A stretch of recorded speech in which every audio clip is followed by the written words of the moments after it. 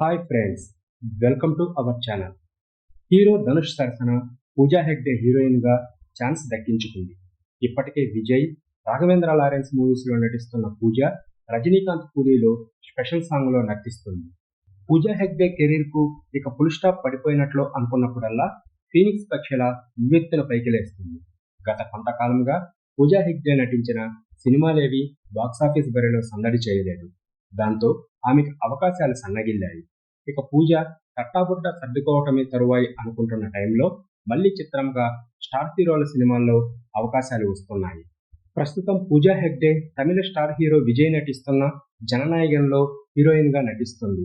అలానే south Indian super star Rajinikanth కూలీలో special సాంగ్లో నటిస్తుంది. వీటితో పాటు రాఘవ లారెన్స్ కాంచనా 4లోనూ పూజ నటిస్తుంది. తాజాగా జాతీయ ఉత్తమ నటుడు ధనుష్ 54వ సినిమాలోనూ ఆమె హీరోయిన్గా ఎంపికైనట్లు తెలుస్తుంది. విఘ్నేష్ రాజా దర్శకత్వంలో ఈ సినిమాను వేల్స్ ఫిలిమ్స్ ఇంటర్నేషనల్ సంస్థ నిర్మిస్తోంది.